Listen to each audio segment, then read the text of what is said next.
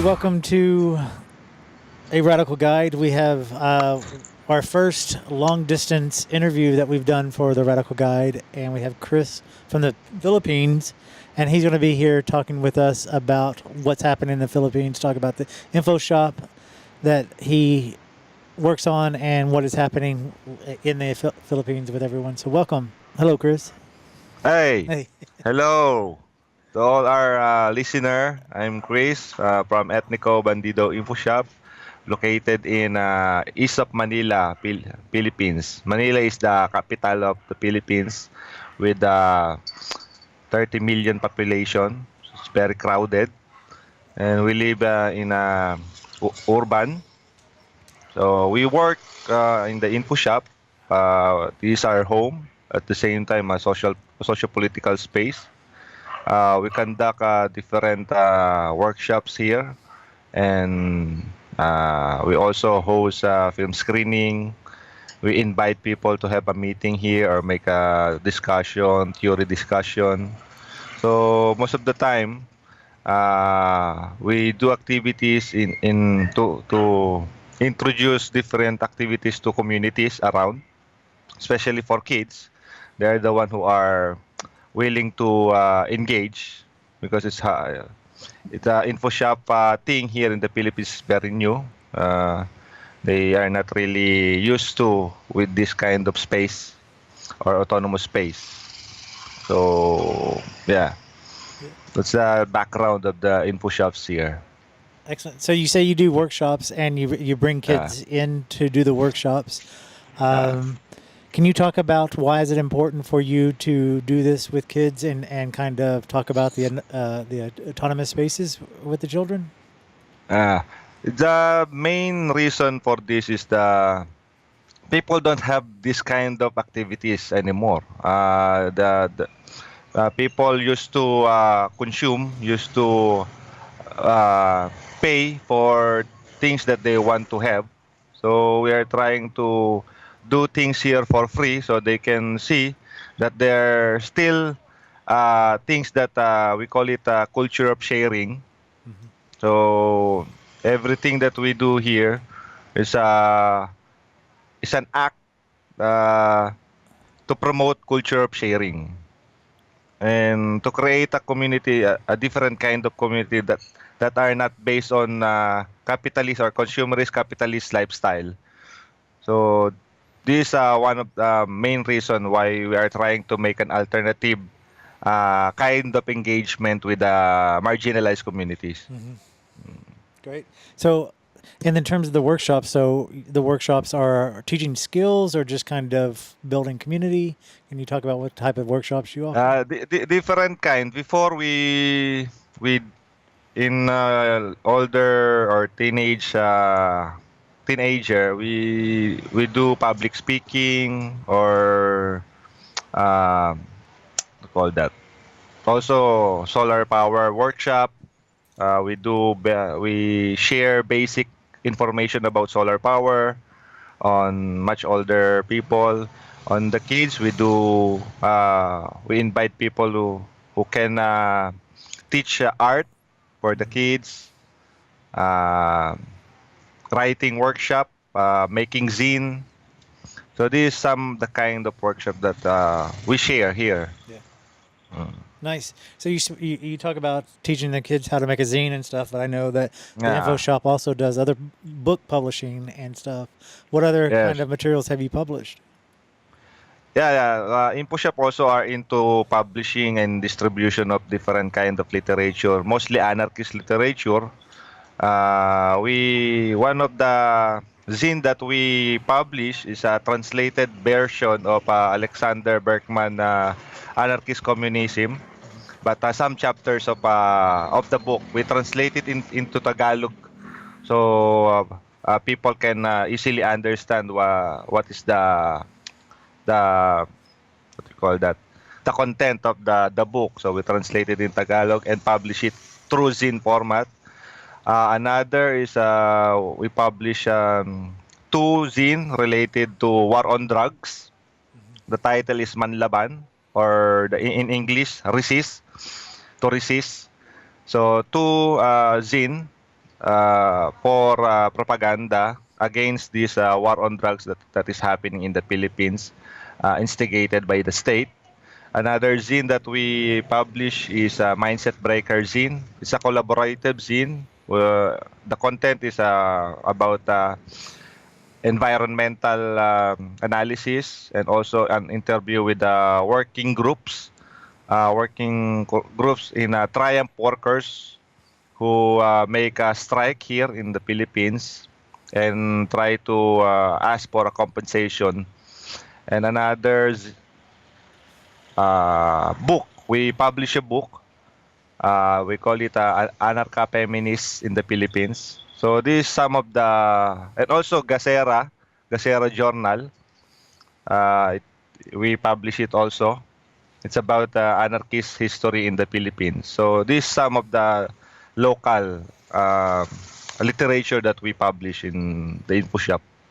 Very nice. And so you're based in Manila, but it sounds like Yeah, your reach and your focus is bigger than just the local area.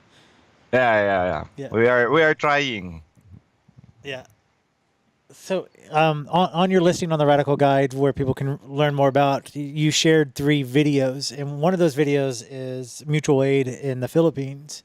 Can you kind of give background on what that video is about and why it's important to show that analysis that the video shows? Okay.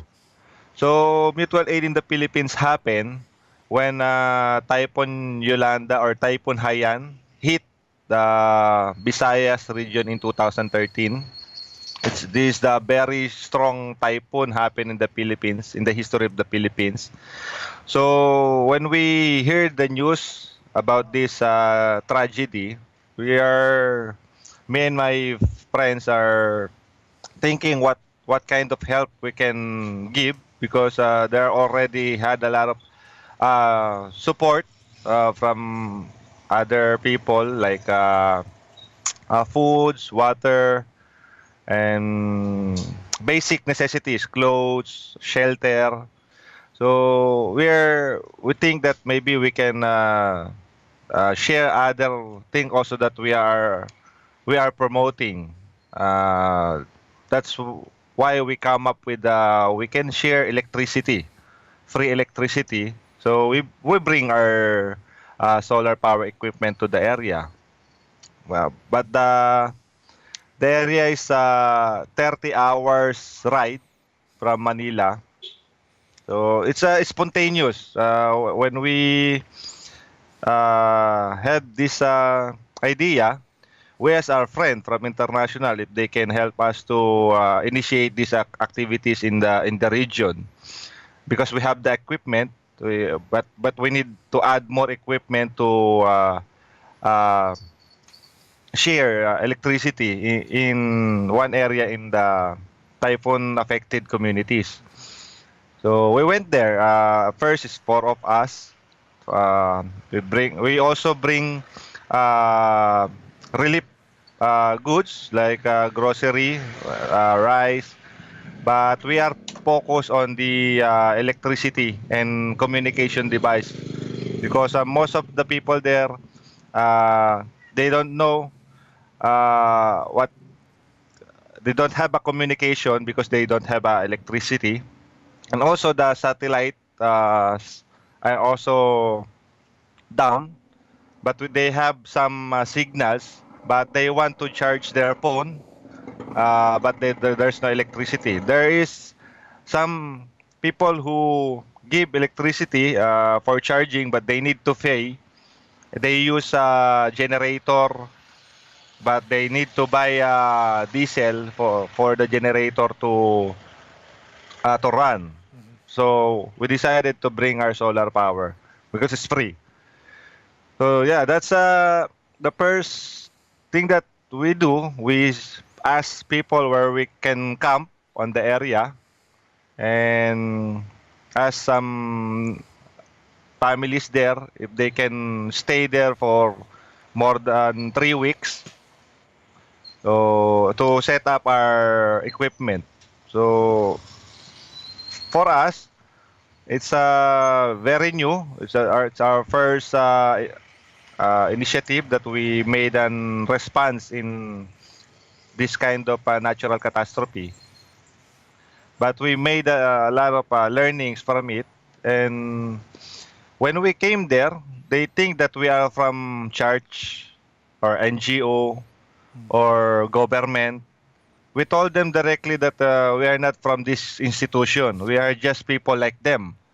I am a tricycle boy. Our friend is. We are marginalized also. We want to present this kind of help that we are not big thing. We're trying to tell them that the mutual aid can happen in even though you don't have even though you are also marginalized, even though you are not part of an organization, even though you're not part of a church, mutual aid or helping or making a solidarity with people, it's a natural thing. So we explain it to them that we're not part of this organization. We are just friends, and show them that we can build, we can make this thing happen if we help each other, if we have this kind of mutual aid. So in this thing, some teachers understand, the local teachers on the area understand what we are saying. So after a couple of days that we are there, the teachers wear black be- because we always wear black on the area. The teachers also wear black in solidarity with us Nice. because we gave us solidarity with them, and they bring they make sympathy. They get we get a sympathy from them also. Uh, so in their response, they also wear black. So that's one of the thing that we also experienced. Another thing is very memorable for me and very heartwarming that we feel there.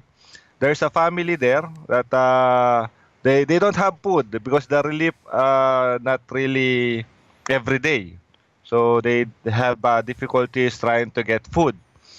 But suddenly, while we are already packing all our things, a kid came and they bring food for us, even though they don't have enough to eat. Oh.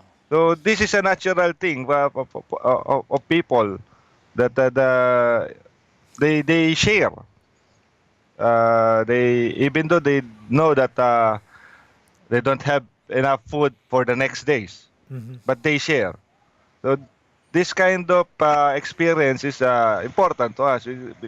The the mutual aid is natural. So yeah, that's and also we made an interview on the area, make a documentation. We really see the how corruption works in the Philippines, in the Philippine government, because many relief goods are not available on the area. Even though there's a lot of international support, millions of pesos or dollars arrive in the Philippines, in the Philippine government, but in the area that we engage, we don't feel this relief operation or this response of the from Philippine government. We have the videos, and you see on the videos that a helicopter coming, they just bring 4 sacks of uh, goods for I think how many families, may 12,000 families or less than 12,000 families of 4 sacks of goods. It's not enough. That's why people are really grabbing things, and even your kids, they will push you because it's not enough. The people will uh, go first to get these goods. So the distribution of relief are not organized. The how the government distribute their effort is not organized. People are fighting from the ground. So this what we see also. And yeah, in the barangay level, in the municipal level, there's no immediate reaction from them after this. So yeah, that's what we see. Yeah. It's interesting to hear you say when you first went to the location that they were thinking you were part of a NGO or Mm. another charity group. Were they concerned that if you were part of a NGO that there would be more mistrust, or do you feel that it just wasn't an understanding that people would show up to offer help without being a charity? Uh, I think why they ask this because they always thought that people who organize this kind of stuff are coming from an organization or funded by a certain institution. So that's their mindset already. And we try to break it that we're not like that Yeah. because maybe I don't know why they ask us like that, but mainly this the thing that for them people who give support from local communities are coming from the NGOs, churches, or government. It sounds like from your experience that you really kind of broke down that division and really started developing a connection and friendship and almost a Mm, family within that. Hearing that the teachers, wearing black, and then mm, the other children and other families coming out and giving food, mm. created such a strong connection. Do you still stay in contact with them? Do you still work with those communities, or since that time? After that, our initiative, after a year, we still communicating with them until 2014. But now we are not in connection with them. But if we visit them, they will recognize us easily, and they will welcome us. I think. So, what is the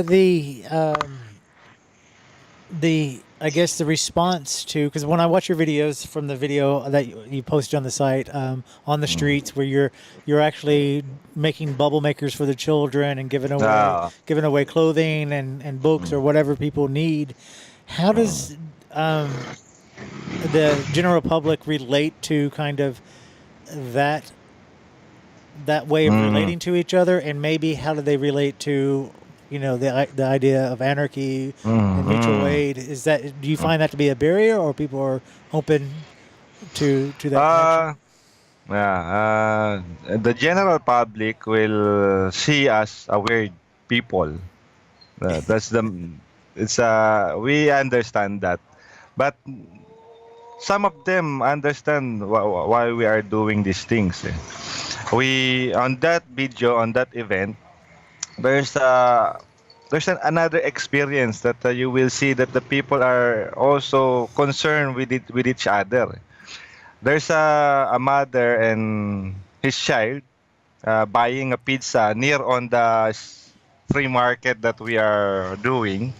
So they ask a friend if the stuffs are for sale or for free. So my friend said that it's free. So they take some clothes and some CDs. And after that, she buy a pizza for us. So it's a positive thing, even though she's the one who made only one individual made this kind of thing. We don't know her, but she make this thing for us because she feel that we are also giving uh, share things also with the people. And also friend interview some bystanders in the community. For them it's positive, but we cannot uh, ask people to take us seriously, but some of them will engage or will think positively on this kind of effort. This kind of activity is for us is to break the mindset, to break the reality. because the reality here is to work or taking care of your family, go to school, a typical reality. So to disrupt this kind of reality, we are making this kind of activity in front of them. We are not doing illegal stuff. Hmm. We are just sharing music, sharing information, sharing goods. This kind of event is very mind blowing for them. It creates questions from their minds. For us, it's enough for the people to became critical again. What is happening? Because while we are doing this kind of activity, we have flyers, our statement. We we give it to the people because they have there's an explanation why we are doing this thing. So it's also a thing of propaganda that we are sharing, but our propaganda is on action, not only by words. So on this kind of event, we make friends, we make connection with other people that we don't know, but some are not really. They question our the sincerity of our action, but it's part of the reality. People really sometimes don't believe on what you are doing, but some people also may take it positive. So we we engage more on the people who are taking us positively. So that, that's why we also still do this Yeah. in the community level. Yeah, that's great. And what I'm finding, why I asked the question is like, how's the public respond to it? Is because when I hear you speak about it, even when you were talking about the typhoon and the info shop, it's like, you and I may be so far apart geographically. I'm here in Mm. California, you're in Yeah. Manila, but our work and our focus and our desire to build that community, build that family, is the same. And I think It's the that's, same. yeah, and I think it's amazing. So hearing you share this story really helps me relate to you, even though this is the first time we've actually met. And now I feel we can support each other and build on what we're doing and share that resources and actually extend that work. So Yeah, yeah. It's for us. There's a necessity on anarchist practices or this kind of culture sharing thing to be promoted mhm. in the example here that most of the people don't have enough resources or most of the people are not privileged to have something. So for us, we have a chance and we have a time based on our capacity, we do this thing as not only as a charity. We do this thing because we want to create another world. Yeah, So to promote this kind of world, you need to do it now. So you need to gradually process it now and present it to the people. And people will uh, learn. And for me, I'm hoping and I'm optimistic on this kind of what do you call that, uh, to do this is people will learn, will make questions, question the state, will question the reality, they will question their consumerist lifestyle if we do this kind of stuff.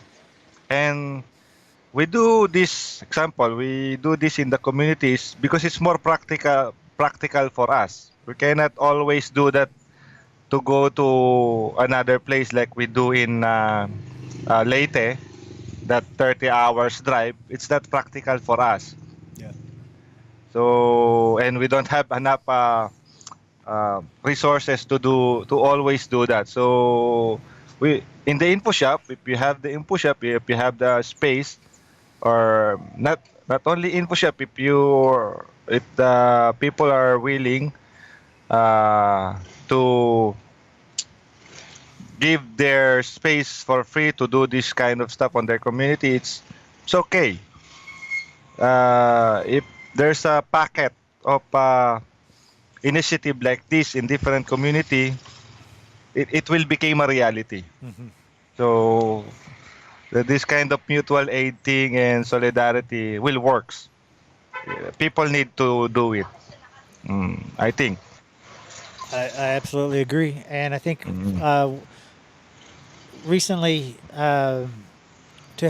to support what you're saying is kind of get the propaganda out there, kind of get people together Mm. to take this out even further. Mm.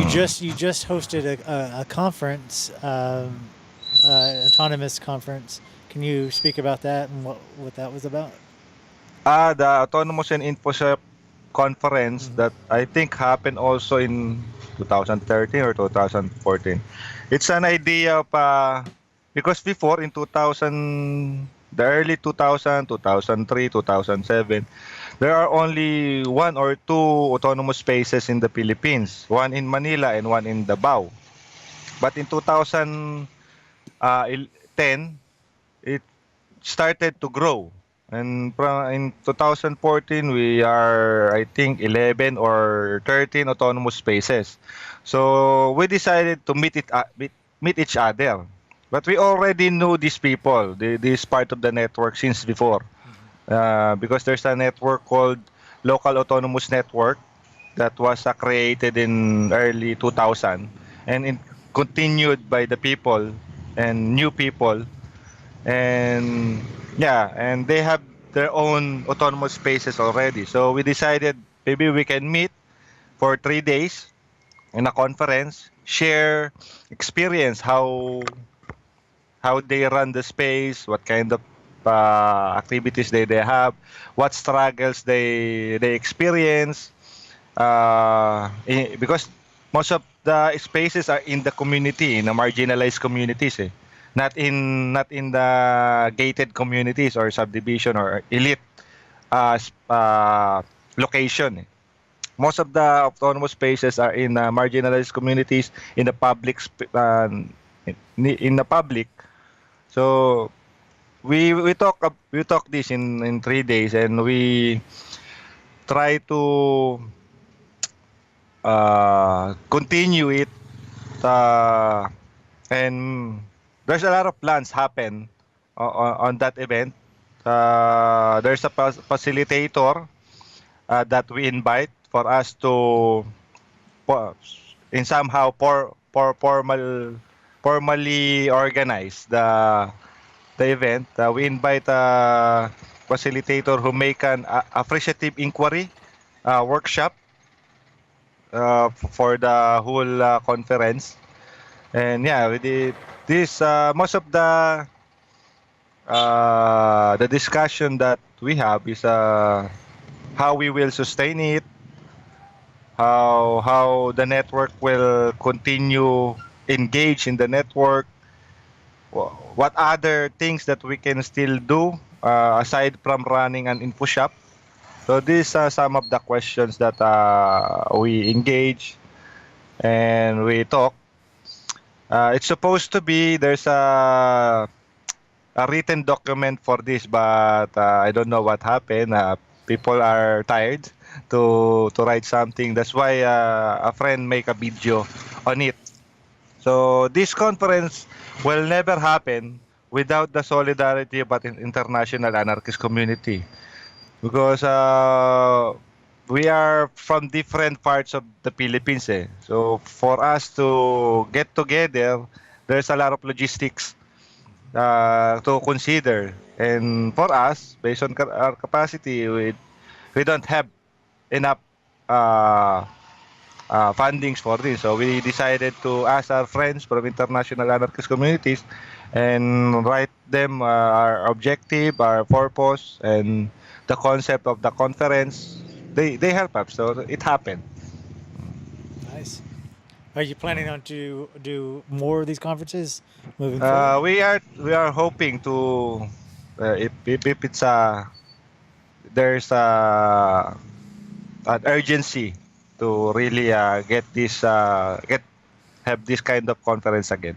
Yeah, great. So now for more of a personal question, I guess before we jump into it, if you consider yourself an anarchist, what was the, how did you find that path? How did you get discovered? Um, Mm. Um, in the punk scene, okay, I'm involved in the punk community or in the scene until now. So and we live in the countryside. Uh, and some punk bands went on our place, and they are the one who introduced anarchism. Another thing, I have a friend, a childhood friend before, who went to our place also and discussed anarchism at that time. So on my part, I'm into political thing already, but I don't know where I need to go because I try to member in a political organization, left-wing political organization here. The treatment for me, because I'm young, I'm just I don't have uh, I'm not free to make an opinion or to be part of a discussion. So anarchism, I take the anarchism because it suits for me because it's free. I can organize thing on my own, or I can express my thought on my friends compared to a left wing organization. So yeah, in the punk scene, I studied. I have a self study. I visit friends who have literature of anarchist literature because at that time 2005 2004 anarchist literature is hard to get. Even though it's already an internet age, we having a hard time to get a hard copy of anarchist literature. So I need to search for people who are studying or also into this kind of uh, idea. So I went to Davao in south of the Philippines. I went to different places to get this information on my own to study, to yeah, to learn more about anarchism. And from that, in 2006, because I already collected a lot of literature, I decided that I asked my collective before in our in a province in the countryside, maybe we can start an info shop in 2006. So we decided to create an info shop in 2006. The first info shop that I'm involved with a collective with 7 members. So that's what happened. It started there. nice. Thanks for sharing. Mm. And how did the name come about for the info shop? It's a collective name. Pinagkaisahan Kolektiba. Pinagkaisahan in Tagalog, in English, United Collective. So you're saying it translates to United Collective? Pinagkaisahan Kolektiba, in English, United Collective. Okay. Great. So Perfect. it's already lasted for 3 months, that space uh, in Bulacan area. Hmm. And so this info shop, you're saying the collective only lasted that Uh, space, or e- the, e- Even the collective lasted for that months. okay. And are you're part of a collective now, or a different collective, or No, no. We are collective already with my partner. okay? And how is your partner? Yeah. She's sleeping, but she are now taking medication, but still under observation on her cyst Hmm. on the left ovary.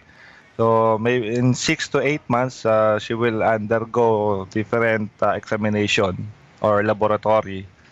So to see if the cyst will shrink or will gone. If not, she will take an operation. Yeah. So still under observation. Glad that she is seeming better. And just for the listeners who don't know, you ran a fundraising, Yeah, yeah, a GoFundMe page because this medical condition came up and it was going to be expensive. And we also mm, shared that information on a Radical Guide. And so I was happy that the community came around to help yeah. support.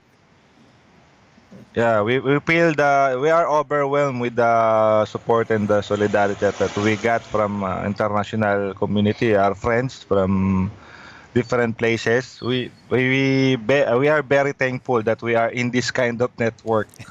That because we don't have we cannot ask our family to help us because they don't also have uh, uh, uh, enough. It's not also enough. But if you have in this kind of network, it's much easier for us to if we have this kind of situation, Mhm. and we feel this, and we experience. We are overwhelmed, and we are very thankful to all the support that we got. Also from Radical Guide, from you, Jason, from our friends from Japan and Europe and US. We are thankful for them that in this kind of hard um, situation, even though these people are too far from us, and it's easy to get the help from them. Mhm. And we are thankful for that. I don't know what words I can say. Just thank you. Yeah, like, that's good. Mm. Mm.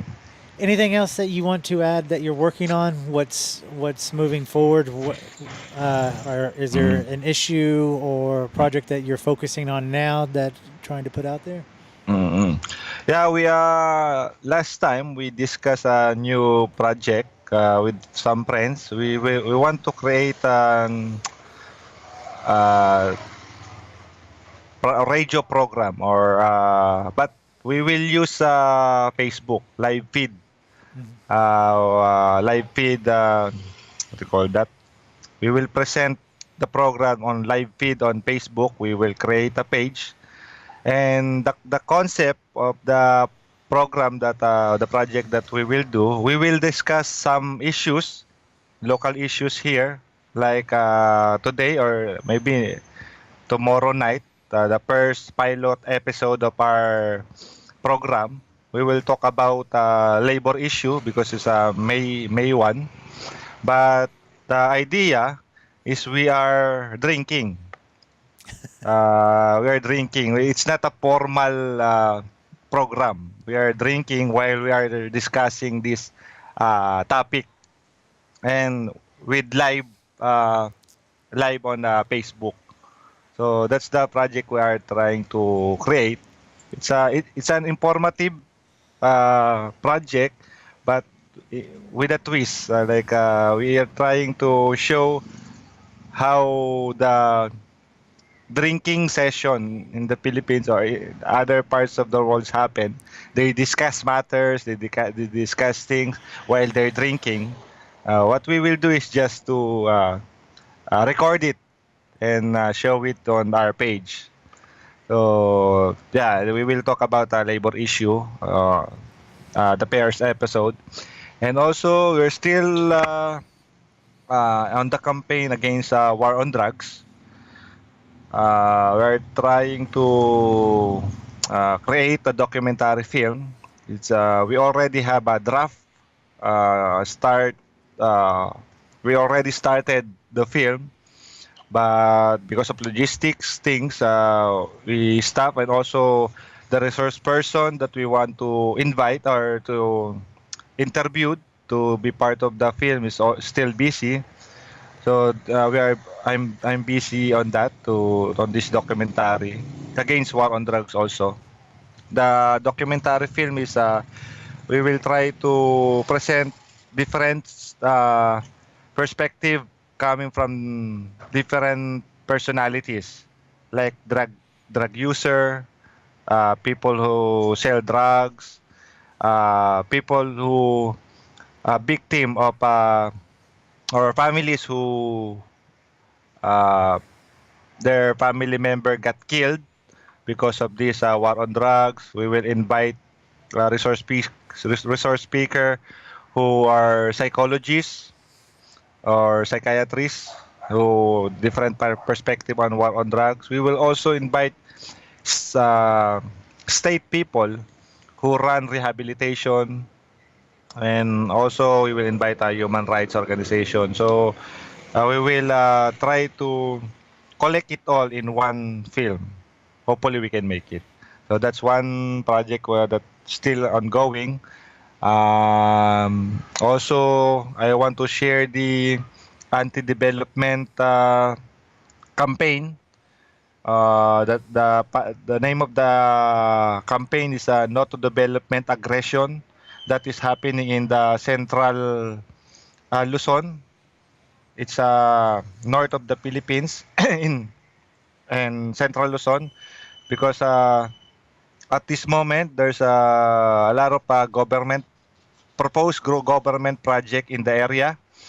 The government wants to create a new Clark City, a new city in the area, and a military complex.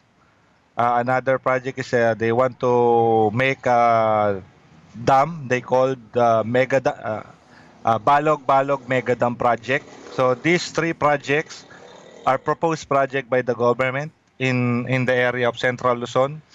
The affected municipalities or provinces in the area are Zambales, Tarlac, Pampanga. These three provinces will be affected, and there are many indigenous communities on this area, Aita and Dumagat tribal communities, who will lose their land if this proposed project will happen in the future. So in one area there's 7,000 families will lose their land if this project will happen in the because the military complex will put on their ancestral land. So I want to share this, and maybe in the future really focus and continue our support with the Not to Development Aggression campaign on this area. So yeah, that's some of the things that we are thinking to make in the future. Also, my girlfriend will still continuing do a workshop about DIY eco menstrual pad to marginalized community. So we're also planning this to still do in the future. Very nice. If there's anything, and from your drinking political panel show Uh, uh, to the campaign of protecting indigenous communities, if there's anything that I can do to help out, help promote, let's be in conversation about that. yeah, but we are really trying to promote this program, but the program are in Tagalog language. We're speaking in Tagalog. So I don't know if it's the audience. What we are trying to reach is the local people here. Mhm. But we are thinking how we will record in live stream. We are still uh, searching how we not not to use always Facebook. So we're thinking other platform. Maybe you can help us there. Yeah, let's talk about that. I'll share some stuff with you. Okay, thank you, thank you. Um, Also, speaking of sharing, you mentioned that you wanted some books on the Zapatistas. Yeah, yeah. I have a book that I'm thinking about sending you, but I want to talk to you first about. It's called Anarchism in Latin America, Mm. and it kind of talks about all Zapatistas is focused, but it's also talked about all the other areas. Is that something you're interested in, or do you want specifically Zapatista? Uh, I'm we're really interested with the Latin American social movement, Okay. including the Zapatistas.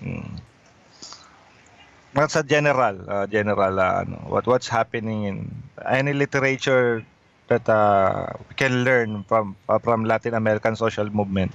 And yeah, Zapatista also because they are also our inspiration here. We have I think Latin America and Philippines had the same geographical in geographical context and in we still have indigenous communities here. We still have land to protect. We still have resources to defend.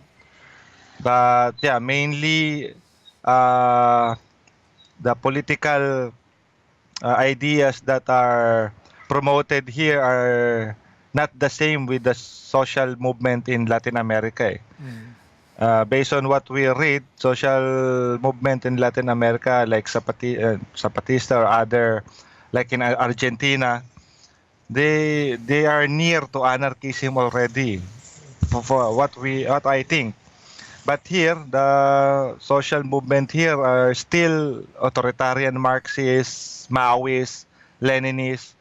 They are the one who are um, getting members or many I don't know what you call that. They are more organized. They are more there are many groups who are part of these ideas, and they are penetrating in indigenous communities in the Philippines who have also struggled against military or state or corporation. And for us, if we have this kind of information from Latin American social movement or indigenous communities in Mapuche tribe in Brazil or in in Chile or in Mexico, we can also share with this with indigenous communities also. So they have other alternative how to deal with their problem. Other than relying on these political blocks who are authoritarian also the same thing like state. So yeah, we are very critical with the social movement here. And because of being critical against the authoritarian Marxist Maoist group here, they uh, call our action counter-revolutionary. So for them, we are counter-revolutionary. Mm. So, but we don't care. Yeah. So yeah, this is a hard part here in the Philippines. We are in enemy with the state, with the corporation, with the organized charges here. We are also in enemy with the authoritarian progressive political blocks here like Maoist, Marxists, and Leninists. Hmm. So for them, we are enemy, and we think the same way. Yeah. Mm. Yeah, we had a lot of experience with them. This group, they are very strong. Uh, they have many networks in archipelago in the Philippines because they're very organized since 1970s. They have their arm wing, the New People's Army. Hmm. They have a front organization in the what you call that uh, like in different sector like working sector, environmental sector, urban poor sector, farmer sector. They organize this. They have an organization for this, and they are also in the Congress. They are politician also. So their network and their structure are very uh, organized. Yeah. Sound pretty entrenched, so you have a lot to go against. Yeah, yeah. And we are few. Yeah. But we've always Uh, seen the few always comes out. yeah, yeah, yeah. I'm hoping for that. So this, we want this kind of information to be here and also in the in Philippines. Okay. Also Rojava, I'm also inspired with Rojava. If you have some information about Rojava. Yeah. No, thanks for sharing that, because that helps me take a deeper look at what you were seeking. So I'll provide some of that stuff too. So Thank you, thank you, thank you. that's good. Well, I know it's early morning for you, and I don't want to take up your entire morning. So I wanted to thank you for spending this morning with us, talking about the work that you are engaged with, and sharing the videos, and being on a radical guide. And let's stay in contact, and let's support each other how we can. Yeah. Thank you also. Thank you. How I will listen with this conversation. You will publish it on. Absolutely, I will put it on a radical guide as a blog post, and then I'll Ah, have a link from your listing on a radical guide to this video, and then once okay. it's up, I'll send you everything so you can see it. Okay, so I can also share it here. Absolutely, All right, and different also other friends. yes, Yeah. Thank you, thank you. Thanks for this opportunity. yeah, Uh, in rebellion, in continuous rebellion. and continuous rebellion. Uh, thank you, thank you. Thank you. Uh,